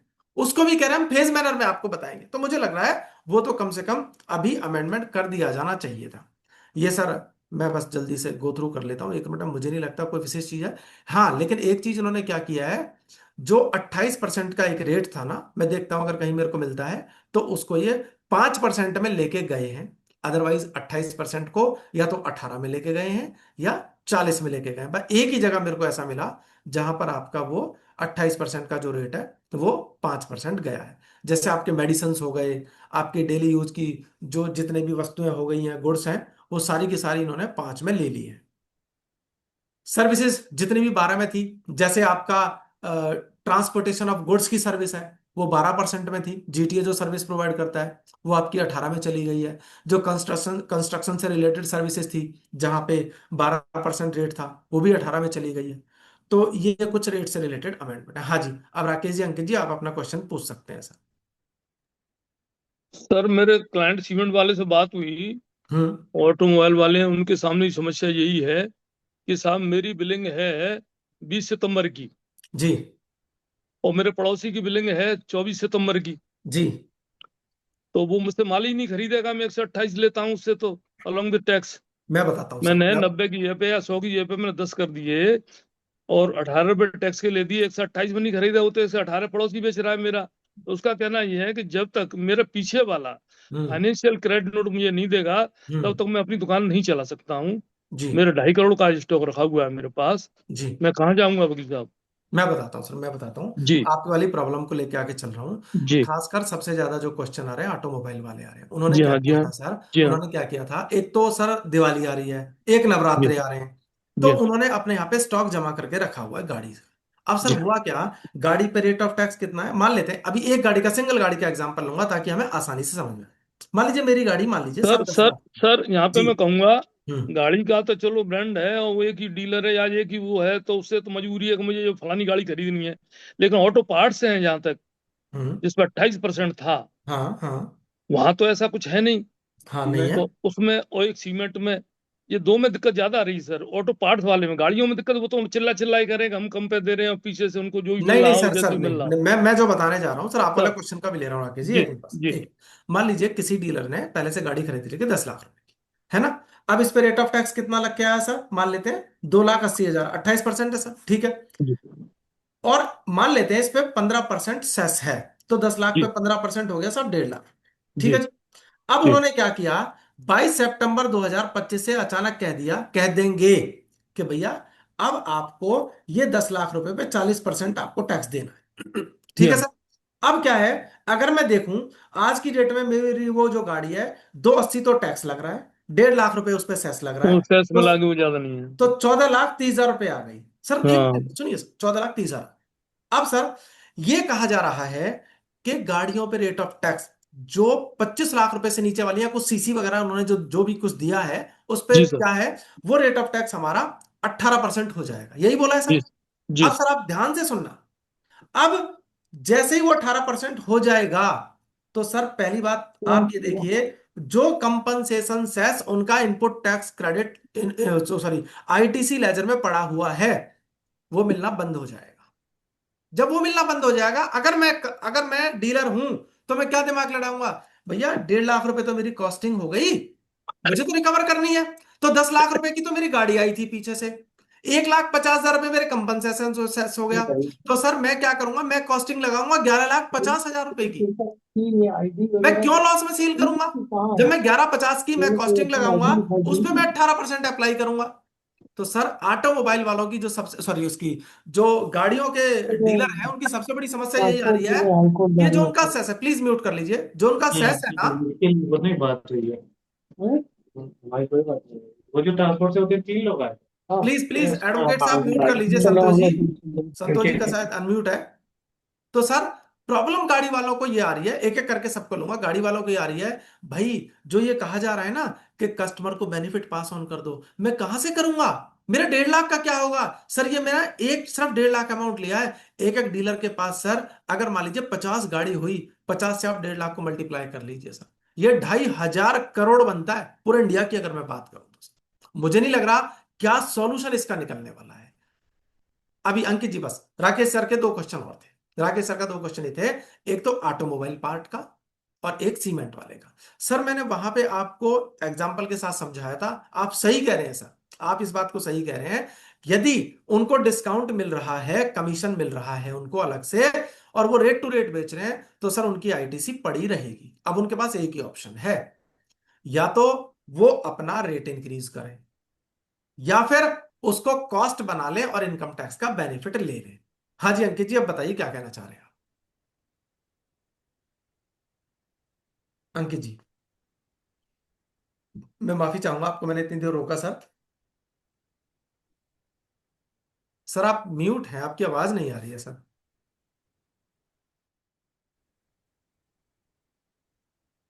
अनम्यूट करिए अंकित जी आप अपने आप को। नाराज हो गए क्या? चलिए वो जब अपने आप को अनम्यूट करेंगे तो सर बता पाएंगे। मैं एक चीज आपको हाईलाइट करना चाह रहा था, देखिए मैं जीटीए की सप्लाई के ऊपर बात करना चाहूंगा थोड़ी देर। जो गुड्स ट्रांसपोर्ट एजेंसी है आज की डेट में, उसके पास 2 ऑप्शन है, फॉरवर्ड चार्ज में या आरसीएम में, 2 ऑप्शन हो गए। अब फॉरवर्ड चार्ज में भी 2 ऑप्शन है, या तो वो 12% विद आईटीसी करे या 5% विदाउट आईटीसी करे। आपको पता है बहुत सारी जो इंडस्ट्रीज हैं, जो हमारी एफएमसीजी गुड्स हैं, उन पर क्या हुआ है, या तो रेट ऑफ टैक्स को निल कर दिया गया है या 5% कर दिया गया है। अब जिसका रेट ऑफ टैक्स 5% हो चुका है, वो 12% जीटीए सर्विस क्यों अवेल करना चाहेगा? बिल्कुल नहीं करना चाहेगा। वो कहेगा भाई मुझे जीएसटी तो मिलना नहीं, और 12% में जीएसटी और पे कर दूं आपको। तो वो कभी भी 12% पे नहीं करना चाहेगा। वो क्या चाहेगा, या तो सामने वाली जो कंपनी है 5% चार्ज करे। ऐसी सिचुएशन में जीटीए को आईटीसी नहीं मिलेगा, क्योंकि जीटीए के पास 2 ऑप्शन है ना फॉरवर्ड चार्ज में, एक 12% का विद आईटीसी, एक 5% का विदाउट आईटीसी। और मजे की बात यह है, 22 सितंबर 2025 से रिकमेंडेशन जो अभी जीएसटी काउंसिल ने दिया उसके अकॉर्डिंग वो रेट ऑफ टैक्स 18% होने जा रहा है। लेकिन अब क्या है, कुछ कंपनी ये कह रही है भाई साहब 12%, सॉरी 18% में तो हम लेंगे ही नहीं, आप 5% फॉरवर्ड चार्ज करोगे तो भी हम नहीं लेंगे। आपको क्या करना पड़ेगा, आरसीएम एप्लीकेबल करना पड़ेगा। अब मैं क्या देख रहा हूं सर, मतलब मेरे पास डेली जीटीए से रिलेटेड खासकर एक क्वेरी बहुत आ रही है, हमें फॉरवर्ड चार्ज में रहना चाहिए या हमें आरसीएम में जाना चाहिए। अब मैं आप लोगों से पूछना चाहता हूं कि यदि रेट ऑफ टैक्स को मैं 0 कर देता हूं, तो इससे कस्टमर को फायदा होता है या नुकसान होता है? आप बताएं कोई भी।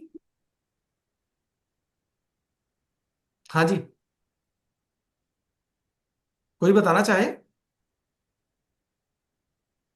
क्या क्वेश्चन था सर? क्वेश्चन ये है, मैंने रेट ऑफ टैक्स 0 कर दिया और बोल दिया आईटीसी 0 पे तो मिलता ही नहीं है। तो सर मैं ये जानना चाह रहा हूं, क्या इससे कस्टमर को फायदा होता है नुकसान होता है? अल्टीमेट कंज्यूमर को मेरे विचार से नुकसान होता है। अच्छा। उसका रीजन ये है सर, उसका रीजन ये है क्योंकि यदि पीछे से इनपुट टैक्स क्रेडिट मिलता रहेगा, पीछे से इनपुट टैक्स क्रेडिट मिलता रहेगा, तो नेचुरल बात है उसकी कॉस्टिंग कम होगी। जैसे हम बात करते हैं किसकी, हम बात करते हैं रियल एस्टेट की, जहां 1.5 और 7.5% का रेट है। कस्टमर ये खुश हो जाता है मेरे को रेट ऑफ टैक्स कम लगा, 18 नहीं लग रहा, जबकि उसे ये नहीं पता कि टैक्स कॉस्ट का ही पार्ट बन रहा है, उस पर जीएसटी एप्लीकेबल हो रहा है। तो मेरा ये मानना है, जहां जहां पर एग्जम्पशन दी जाती है या आईटीसी ब्लॉक किया जाता है, 5% विदाउट आईटीसी है, तो वहां टैक्स पेयर को नुकसान होता है। और गुड्स के केस में ये क्वेश्चन भी मेरे पास बहुत आ रहा है, क्या 5% के केस में आईटीसी मिलेगा? बिल्कुल आईटीसी मिलेगा। क्यों मिलेगा? क्योंकि गुड्स के केस में आईटीसी ब्लॉक्ड नहीं है 5% के केस में, ये केवल सर्विसेज के केस में ही आईटीसी ब्लॉक्ड। और जहां तक हमारे जॉब वर्क सर्विसेज की बात है, वहां पर जो 12% रेट था उसको भी 5% कर दिया गया है। अंकित जी मैं आपके क्वेश्चन का इंतजार सर कर रहा हूं। सर मैं एक पूछा, जैसे हम लोग ऑटोमोबाइल डीलर हैं हम लोग, हाँ जी। तो वही कंपनसेशन सेल्स के बारे में ही था। जैसे हमारे पास इनपुट पड़ा हुआ है बहुत, अभी हाँ जी। आईटीसी बहुत पड़ा हुआ है, हाँ जी। क्योंकि हमारे पास करीब 250-300 गाड़ियां हैं अभी हाँ। स्टॉक में, तो हम्म। आईटीसी बहुत है, तो उसको हम 22 के बाद तो मिलेगा नहीं, सेल्स का हम इनपुट ले नहीं सकेंगे, तो वो क्या सीजीएसटी एजीएसटी में कन्वर्ट होगा कि आईजीएसटी में कन्वर्ट होगा कि लैप्स हो जाएगा पूरा? सर देखिए ऐसा है, जो सेस का सेक्शन 8 और सेक्शन 11 है। सेक्शन 8 चार्जेबिलिटी की बात करता है। जो कंपनसेशन सेस है, उसका जो सेक्शन 11 है, input tax credit ledger, input tax credit के ट्रीटमेंट के रिलेशन में, वो कहता है सीजीएसटी के प्रोविजन देगी। अब सेस के एंगल से वो सप्लाई टैक्सेबल होती है जिस पर सेस एप्लीकेबल है। जिस पर सेस एप्लीकेबल नहीं है, हाँ। वो टैक्सेबल सप्लाई नहीं है। अब सर आप विजुलाइज करिए, यदि कोई सप्लाई मेरी टैक्सेबल नहीं है, तो मुझे आउटपुट साइड में सेस पे नहीं करना ना सर। नहीं करना है। अब मेरे पास में सेस का क्रेडिट पड़ा हुआ है 21 सितंबर तक, क्या मैं उसको कभी यूटिलाइज कर पाऊंगा? बताइए सर। वही तो नहीं कर मेरे जानने पाऊंगा। कुछ नहीं नहीं कर कर पाऊंगा पाऊंगा। ना। ठीक है, अब नहीं। आपका दो ऑप्शन है। आपका दो ऑप्शन क्या है? या तो आप फ्यूचर का वेट करिए कि कल को सेस दोबारा जिंदा हो जाए और गवर्नमेंट कह दे कि भाई आप इस सेस को यूज कर लीजिए। दूसरा ऑप्शन रिफंड लेने का नहीं है कि आपको रिफंड का रिफंड तो मिल नहीं जाए, है, हाँ। क्योंकि रिफंड दो ही कैटेगरी में मिलता है। या तो आपका जीरो रेटेड सप्लाई हो, या आपका इन्वर्टेड ड्यूटी स्ट्रक्चर का केस हो। बिल्कुल। और थक हार के मन मार के एक ऑप्शन बचता है, हम इसे अपनी कॉस्ट का पार्ट बना लें, इनकम टैक्स में बेनिफिट ले लें, अल्टीमेट रिकवरी कस्टमर से ही होनी है, क्योंकि इतना लॉस कौन वहन करना चाहेगा। तो सर इसके जैसे सेल्स मेरा जैसे इनपुट में, तो मैं कॉस्ट में कैसे जोड़ूं उसको अपने परचेज वैल्यू पे? सर एक बात तो बताइए, मैं बताता हूं सर, एक बात बताइए। आप सर एक कॉस्ट का पार्ट तो बना ही नहीं सकते हम, मजबूरी है हमारी, पड़ोसी सस्ते में बेचेगा, हम कैसे बेच लेंगे हाँ, मार्केट उसमें में? मेरी सर गाड़ी की सर कॉस्टिंग सर बढ़ सर एक जाएगी मिनट सर। सर एक मिनट सर एक आप कह रहे हो पड़ोसी सस्ते में बेचेगा, मैंने आपको एग्जांपल दिया था कार का, जिसके अंदर 1.5 लाख रुपए का मेरा कंपनसेशन ऐड है। अब सर मैं रिकवर करना चाहूंगा 11,50,000, और जो पड़ोसी है वो 10 लाख रिकवर करेगा, यही कह रहे हो ना सर आप? हाँ। ठीक है सर, देखिए, वो जो पड़ोसी है ना, वो ज्यादा दिन बिजनेस नहीं कर पाएगा। अगर उसके पास अपनी कैपिटल है, तो सर वो मार्केट में सरवाइव करेगा। अदरवाइज मैं नहीं समझता कोई बिजनेसमैन लॉस में काम करना चाहेगा। सही बात बताऊं आपको लॉस सर। कहाँ हो रहा है सर उसे? सर लॉस हो रहा है ना। सर वो डेढ़ तेईस लाख का ते, क्या करेगा? नहीं, मैं उसकी बात कर रहा हूँ। बाद वाले में कॉम्पीट कर ही नहीं सकता, उसकी बिलिंग आ रही है 23 सितंबर की, मेरी बिलिंग है 20 सितंबर की। सर आप फिर ये कहिए कि वो पर्सन ने 22 तारीख के बाद ही काम चालू किया है, पहले नहीं, काम नहीं कर रखा था। स्टॉक था ही अरे नहीं। उसका स्टॉक नहीं के बराबर है, बहुत कम है। ये तो सर ये देखिए, ये तो क्या है, गवर्नमेंट ने लॉ बना दिया, आप कुछ नहीं कर सकते सीधी। लेकिन मैं आपको एक बात बता दूं, ये वो वाली बात हो गई सर। आप देखिए, जब हम 16/2 की कंडीशन पूरी नहीं कर पाते, तो हमें क्या सुनने को मिलता है? भाई साहब ये इनवॉइस नहीं है, ये तो आपका हार्ड कैश है, ये डीडीए चेक है। अब हाँ, क्या है, जो मेरा क्रेडिट लेजर में पड़ा हुआ है, उसको आपने एक डिसीजन से जीरो कर दिया। मैं तो ये मतलब उसकी कहता कोई हूं, वैल्यू नहीं रही अगर मान पैसे की। लीजिए अगर मान लीजिए कल को ये कहने लग जाए, भाई साहब आपके घर में जो 500 का नोट पड़ा हुआ उसकी वैल्यू जीरो हो गई, तो क्या करोगे सर आप? वैसे ही हो गया सर, बहुत बिल्कुल सारा क्रेडिट पड़ा हुआ है, गलत है बहुत सर, ये कुल क्रेडिट गलत पड़ा मिला है। हुआ के है। सर वो तो मेरा लॉस हो गया एक तरीके से, अब ये मान के वो चले तो हम। लॉस हो गया मेरा, एक्चुअल लॉस हो सर गया मेरा तो। मैं वही कह रहा हूं सर, वो लॉस है, इस बात की आवाज उठाई जानी चाहिए गवर्नमेंट तक, लेकिन उठाएगा हम्म। कौन? सर जो ट्रेड है, जो बिजनेस एसोसिएशन, वही तो उठाएंगी। फाडा वाले वैसे अपील किए हुए हैं, लेकिन अब पता नहीं क्या होगा, देखते हैं अभी। सर हम डेमोक्रेटिक कंट्री के अंदर रहते हैं, और जिसको लॉस होगा उसको आवाज उठानी चाहिए, जरूर उठानी चाहिए सर, वास्तव में बहुत बड़ा नुकसान है।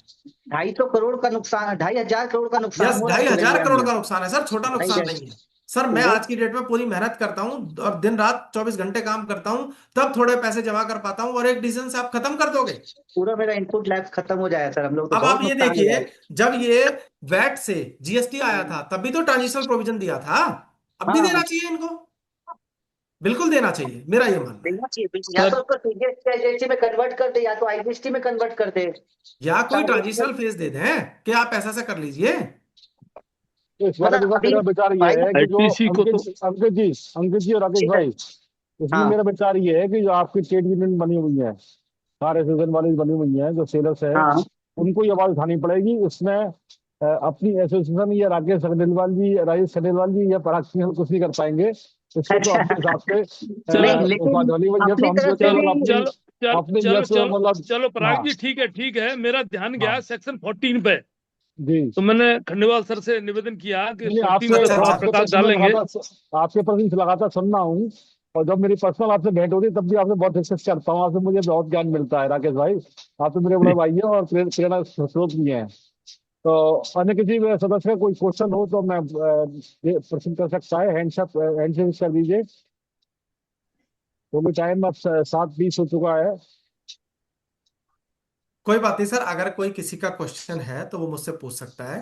और हाँ मैं क्या बताइए। करता हूँ सर, अपना एडमिनिस्ट्रेटर साहब, आपने हाथ उठाया है, एडमिनिस्ट्रेटर जी, साहब। अगर किसी का कोई सर मेरा, क्वेश्चन है तो पूछ हाँ सकता है। मेरा क्वेश्चन है, मेरी आवाज आ रही है सर? हाँ, अपना नाम बताइए सर पहले अपना। मेरा नाम राहुल शर्मा है। मेरा राहुल क्वेश्चन सर। ये है कि सर ने जैसे बताया कि जो कंसेशनल सेस है उसको हम इनकम टैक्स में चार्ज कर सकते हैं, उसमें इनकम टैक्स में बेनिफिट ले सकते हैं। जी तो क्या इनकम टैक्स हमें अलाउ करता है ये बेनिफिट लेने के लिए? सर, एक बात बताइए, आप टी बैग परचेज करके लाते हो ना सर? हाँ या ना बोलिए। ठीक लाते हो ना सर? जब आप है। टी बैग परचेज करके लाते हो तो उसमें जीएसटी इंक्लूड होता है ना सर? जी है। क्या आप उसका टैक्स एज ए एक्सपेंडिचर नहीं दिखाते क्या? दिखाते हैं। बस पर सर, सर आप हाउस टैक्स देते हो, आप रोड टैक्स देते हो, आप फायर टैक्स पे करते हो, क्या ये बिजनेस एक्सपेंडिचर नहीं है आपके? बिल्कुल है। तो सर आप इसको भी टैक्स क्यों नहीं मान के आप अपने एक्सपेंडिचर में क्लेम कर सकते? क्या परचेज जो होती है, जो परचेज है, क्या वो आपका एक्सपेंडिचर नहीं है? यस सर है। बस फिर सर। राहुल जी, एक बात और है ना कि आप अकेला क्लेम नहीं करेंगे, पूरे भारत में क्लेम होगा ये, तो कंसीडर करना होगा।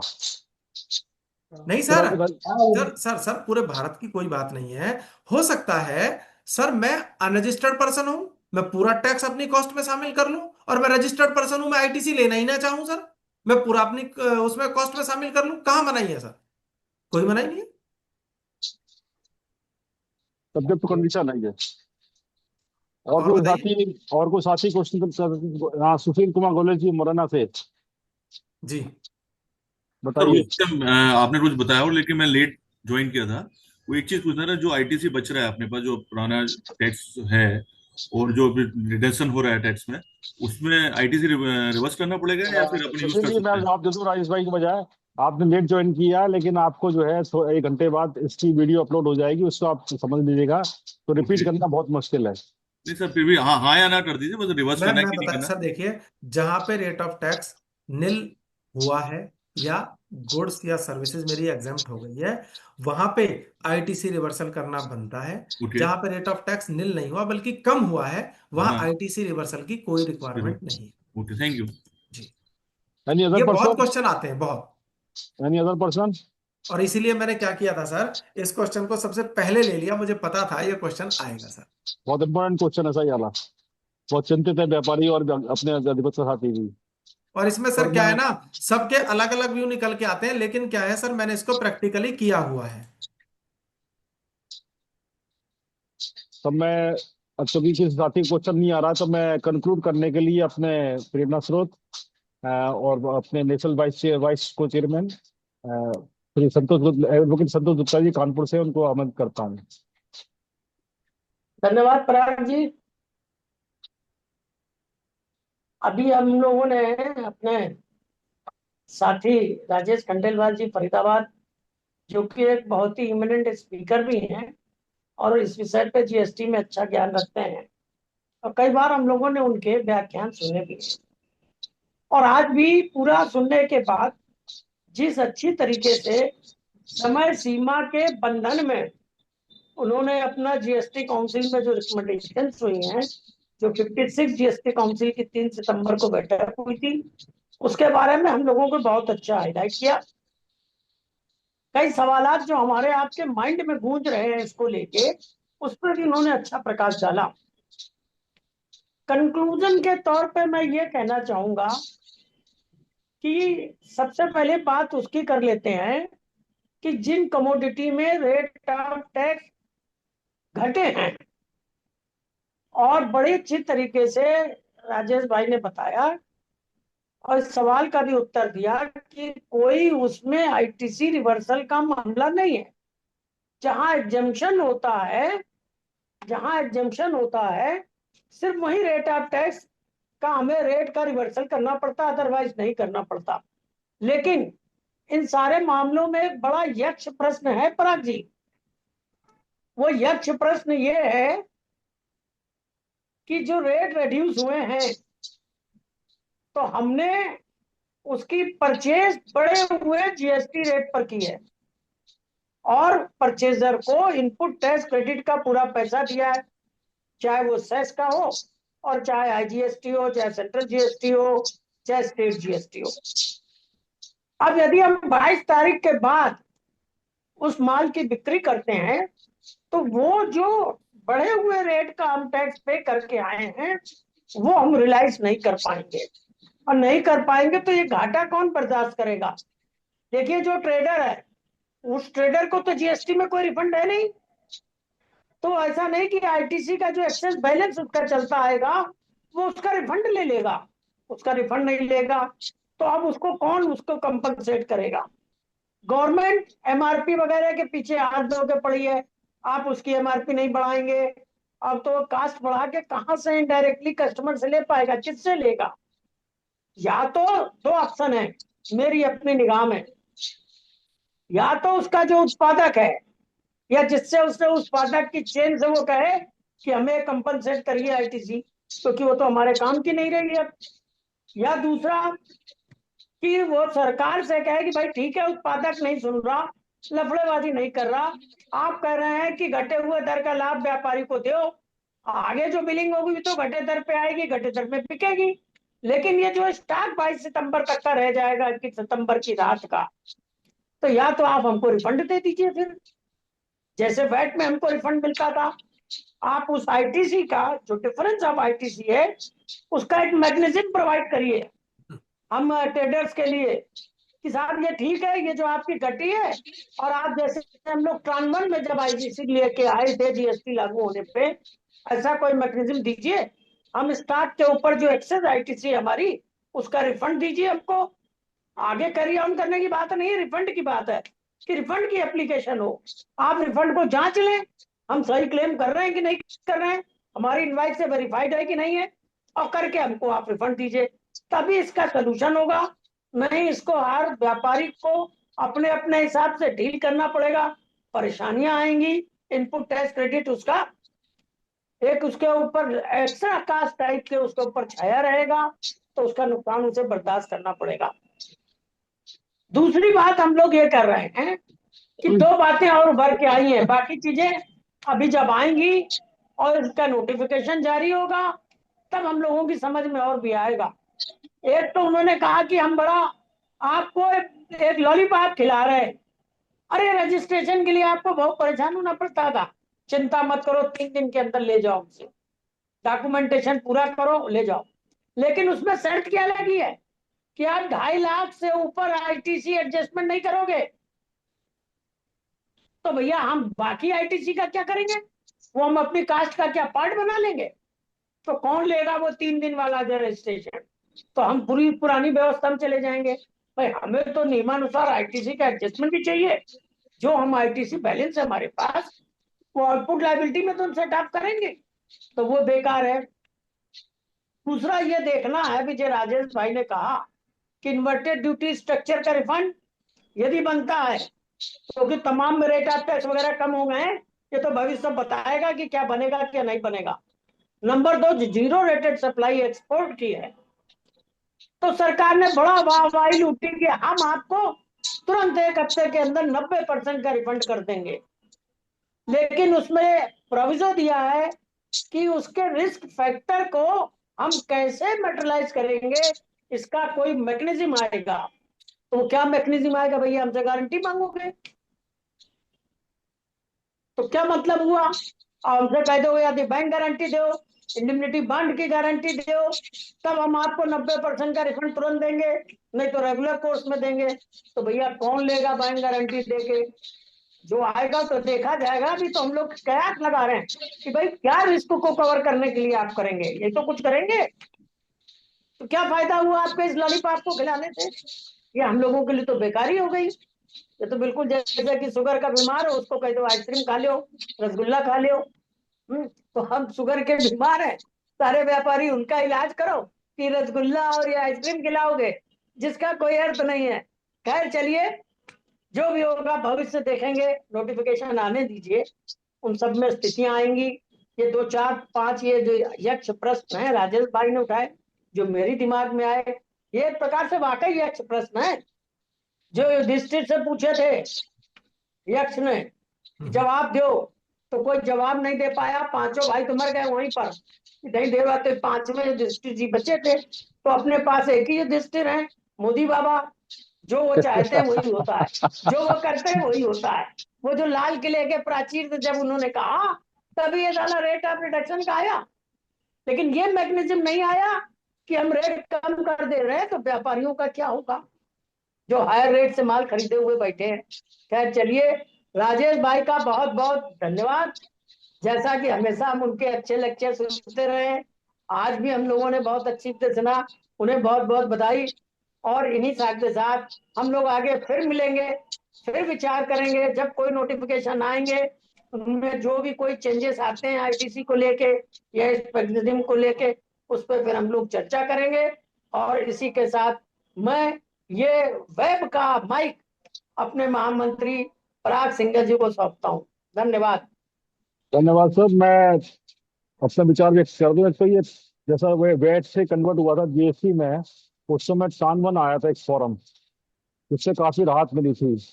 तो इस बारे में मैं अपने चेयरमैन साहब और को चेयरमैन से बात करके, और इसमें राय साहब की मैं सलाह लूंगा, और इसमें कॉरेस्पॉन्डेंट जरूर करेंगे हम कि सब उसको पराग जी कंफाइंड ये फोकस करिएगा कि उसमें रिफंड चाहिए हमें। रिफंड जो चाहिए। एक्टर ट्रेडर है, ट्रेडर को हाँ, जीएसटी रिफंड अदरवाइज नहीं है, तो हाँ वो आईटीसी ट्रांसफर से आगे नहीं ले जानी है।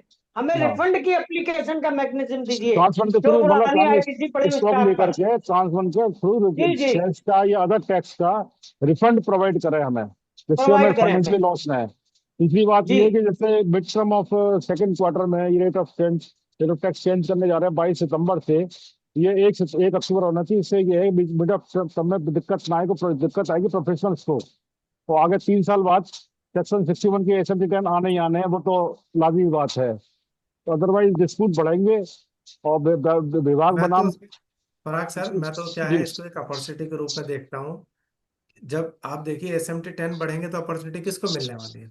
नहीं, वो ठीक बात है, लेकिन हमारे यहाँ कुछ व्यापारी बैठे हुए, तो भाई हम ये बात तो नहीं कहना चाहिए। नहीं नहीं, ये बात नहीं, व्यापारी के लिए तो बात वो ठीक नहीं है है। सर, पता है मैंने क्या बोली? मैंने सर इसलिए बोली, ये बात व्यापारी को उठानी चाहिए सर, कि मेरा नुकसान हो मैंने रहा है। मैंने यही निवेदन किया था हमको रिफंड दो। अंकित जी से, कि जो हमारे इसके जो कृष्णा को मोटर्स के जो मालिक है अशोक मोदी साहब, वो भी मोदी हैं, वो बहुत ही शक्तिशाली और पावरफुल व्यक्ति हैं, तो वो अपनी जरूर उठाएंगे और मुझसे डिस्कस करते रहते हैं इस बारे में। तो मैं अच्छा, वोट ऑफ हाँ थैंक्स के लिए आमंत्रित कर रहा हूँ। जयपुर से हमारे रामचंद्र यादव जी हैं, जो यूपी राजस्थान चैप्टर के वाइस प्रेसिडेंट भी हैं, उनको मैं आमंत्रित कर रहा हूँ। Advocate Ramchandra Yadav ji, vote of thanks के लिए। थैंक यू सर, आपने मुझे बोलने का मौका दिया। नमस्कार सर। मैं सबसे पहले तो राजेश जी को बहुत बहुत धन्यवाद देता हूँ कि उन्होंने अपने व्यस्ततम समय में इस जूम मीटिंग के लिए अपना टाइम निकाला। उसके बाद में धन्यवाद देता हूँ एसोसिएशन के पदाधिकारी, हमारे अध्यक्ष जी अंजनी कुमार जी, महामंत्री जी पराग सिंघल साहब, और हमारे उपाध्यक्ष जी संतोष जी, और सारे पदाधिकारियों को मैं बहुत बहुत धन्यवाद ज्ञापित करता हूं कि उन्होंने अपने बिजी समय में से ये समय निकाला और ये जूम मीटिंग अटेंड की। आज की जो जूम मीटिंग रही हमारे लिए बहुत ही ज्ञानवर्धन रही। हमें कई चीज़ों के जो पता नहीं था, आज हमें पता लगा कि हमें इनपुट नहीं मिलेगा। बहुत सारी चीज़ें जो प्रॉब्लम आएगी अभी आगे, उसके बाद में भी हम सरकार के साथ में मिलके और काम करते रहेंगे। Thank you sir, thank you सभी को, थैंक्स सर। आप लोगों को बहुत बहुत शुक्रिया। मैं अनुरोध करूंगा कि आप जो भी टॉपिक आप चाहते हैं मुझे आप व्हाट्सअप कर दीजिए 9410664214 पे। हम बिल्कुल इस टॉपिक के साथ में राजीव भाई को या अन्य स्पीकर लेके आएंगे और आपसे फिर चर्चा करेंगे। धन्यवाद, नमस्कार। नमस्कार। नमस्कार सर। नमस्कार, नमस्कार धन्यवाद सर। सबको। Thank you sir, thank you. बहुत अच्छा लगा। सबका धन्यवाद, सभी को सबका आभार। नमस्कार। नमस्कार भैया। काफी चीजें हम लोगों की हल हो गई। हाँ अमित जी, क्या हाल है? बड़े मुझसे बढ़ रही भैया। अरे भैया प्रणाम। अरे तो 2 मिनट तो आज का वेबिनार देखिए, जो हम चाहते थे उसी टॉपिक पे बहुत ही अच्छे से रहा। राजेश जी ने बहुत अच्छे से हम लोगों को, जो भी दिमाग में भ्रम चल रही थी, काफी भ्रम ठीक दूर बात हो है। गए हैं। अब ठीक बात है। 22 के बाद जो नोटिफिकेशन आ जाए 22 के बीच में, उसके बाद अगर कोई चर्चा होगी तो जरूर महासचिव महोदय से कहा जाएगा कि एक बार फिर पुनः हम लोग इकट्ठे हों मिले। और ये हम लोगों का जो है भ्रम दूर हो। जी ठीक सर, बात है। प्रणाम सर। बढ़िया। नमस्कार भैया, नमस्कार। भैया प्रणाम, प्रणाम सर, सबको प्रणाम। नमस्कार भैया, सभी को नमस्कार। प्रणाम सर। नमस्कार, नमस्कार, गुड इवनिंग।